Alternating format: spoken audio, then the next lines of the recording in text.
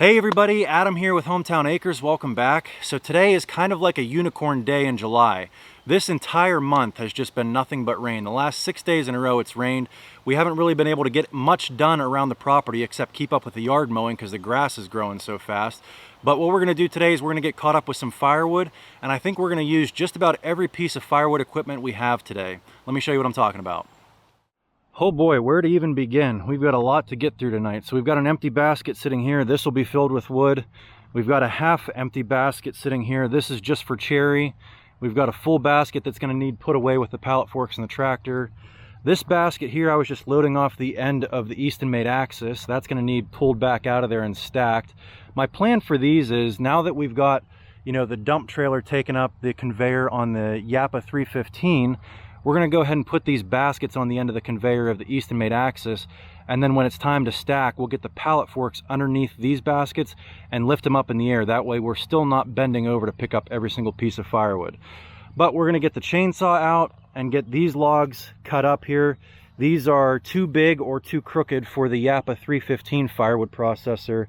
That processor really likes firewood 12 inches or less, and it's got to be pretty straight too. So you can see some of these are probably a little less than 12 inches, but they've got a big hook in them or something like that. So I just brought all these over here to be cut up with the chainsaw. We've got some more wood there that needs to be stacked. There's an empty basket. We've got some wood over here that is perfect for the Yappa, so we're going to go ahead and run these through the Yappa 315 PTO powered firewood processor. And then we've got all this wood in the dump trailer that needs stacked. Now, we had a bunch of questions when we first got this Yappa 315 about, aren't some of those splits a little too big? Like, if you follow our channel, you know that we like to sell bundle grade firewood. And this piece right here, I mean, it's kind of small, but it's not as small as what I like to sell. If you're going to burn a campfire, this will burn okay, but it's not going to give you a lot of flame. I like to have splits more like, let's say this one right here, so a little bit smaller. So what I think I'm going to do for now is all the ones that were split kind of big with the 4-way wedge on the Yappa, I'll put those in a separate basket for myself to burn in the wood stove. But we have a solution to that going forward. Bob Nelson at Metza Machines actually sent me a 6-way knife here. So for any of those logs that are probably 8 to 12 inches, we'll use the 6-way knife.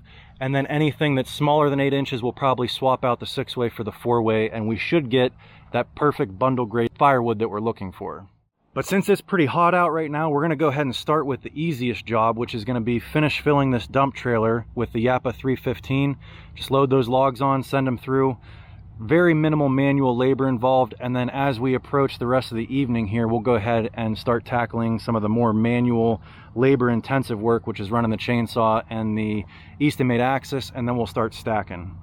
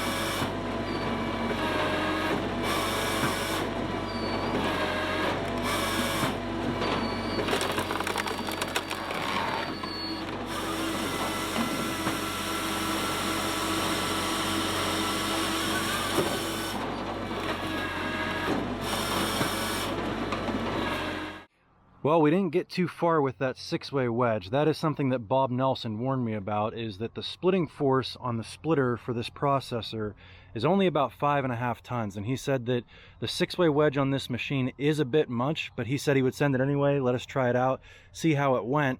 And it's really made for softwoods, like if you were splitting pine. But this is a piece of poplar here, which is one of the softer hardwoods. But just being at the max diameter of the machine and then having the 6-way wedge, that's kind of asking a lot for a 5.5 ton splitter. So we're gonna go ahead and clear this jam, put the 4-way wedge back on, and then we'll just have a little bit of resplitting to do on some of these larger pieces. All right, so we got that log cleared out of the trough here, but we still have this big one in the way, and I don't feel like manhandling this log over to the Easton made axis, and I don't really feel like disconnecting the tractor PTO to come over here and pick this one up. Plus it's in kind of a tight area to get the tractor back in here to move it. So I thought now would be a good time to show you another piece of equipment we've got. This is a Toro battery powered chainsaw that they sent us to try out here on the channel. Now I wouldn't use this for cutting firewood per se, but in and around the Yappa 315, this thing is handy just because you don't have to choke it, you don't have to let it warm up, you just hit the button and it's good to go, and as soon as you let off the trigger, it's done. So in and around the wood pile, when you just got to make a quick cut here and there, having a battery powered chainsaw is really nice. So let's go ahead and cut this one up, take it over the Easton made axis. We'll show you this real quick.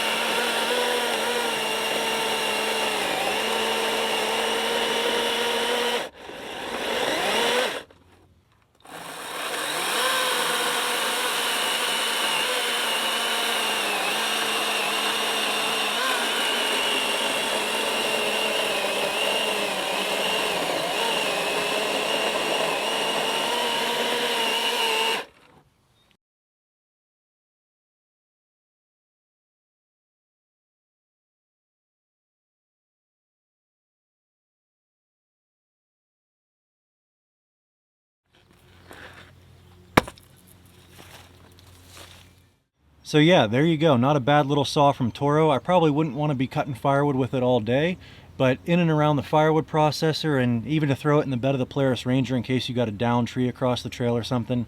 Nice and lightweight. You don't have to let it warm up. You don't have to worry about mixing gas. Great for taking care of some of those smaller jobs. All right, so just to bring you back up to speed here, we've had a couple delays. So we had to clear that log jam. I had to cut up that log and get it carried over to the Easton made axis. Then we had to swap out the 6-way knife back for the 4-way. And daylight is kind of getting away from us here. So we're not getting as much done as I would have liked to tonight, but before I go up, I definitely want to make sure that I get the rest of this pile processed up here. And then I will probably finish this video tomorrow running the chainsaw and the Easton made axis. But let's go ahead and get this little small pile of logs here finished up for tonight.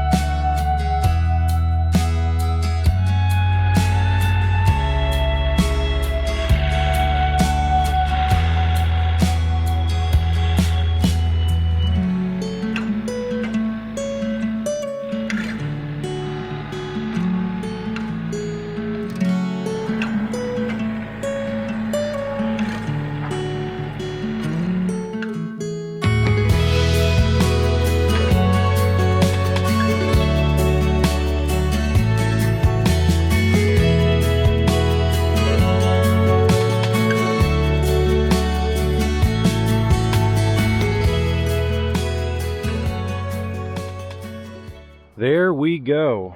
Just a couple odds and ends of stuff left over there. I'll go ahead and take care of that later. But we got about a half basket there. And then here's those 2 baskets that we had when we started that were already stacked. And then we've got 1, 2, 3, 4 full baskets of loose wood. And I know a lot of people are going to ask, why am I going to take the time to pull these back out of here if they're already in there? And the reason is I don't have an unlimited supply of these IBC totes, and it takes up significantly less room if you actually take the time to stack it. So I'll probably be able to take these 4 totes here that are loosely thrown in there, stack them, and all of this wood here might only take up 3 totes, and I get another tote back out of it. So that's the game plan there, but let me show you the dump trailer as well. And then here is the dump trailer. There's definitely at least 1 full cord in there, if not a little bit more. And I've got 2 IBC totes sitting over here ready to stack this. And I don't think I'm gonna have enough baskets. Even after I go ahead and pull all that loose thrown wood out of those other baskets and get it stacked up, I still think I'm gonna be a little bit short on baskets. So let's go ahead and get this stacked up and see where we end up.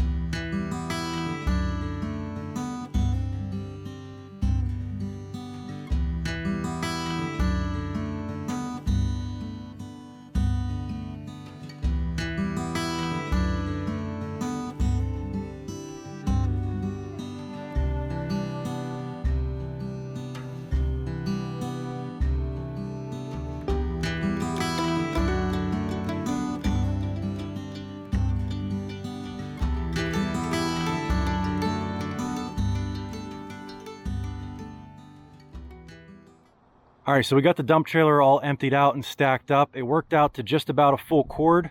You can see we topped off this cherry basket there. You can see the old stuff on the bottom and the new stuff right on top there.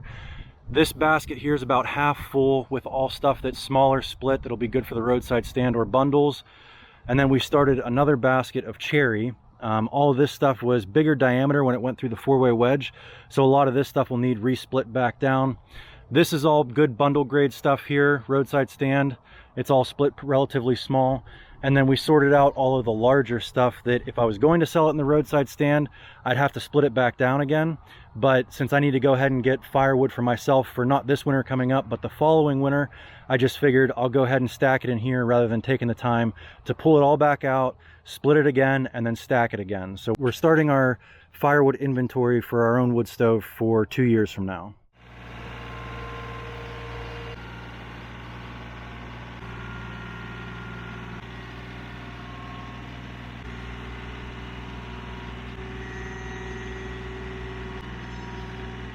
All right, so that worked out to 7 full baskets that we have tucked away now for next year, and I thought I'd wrap this video up by updating you guys on my thoughts on the Yappa 315.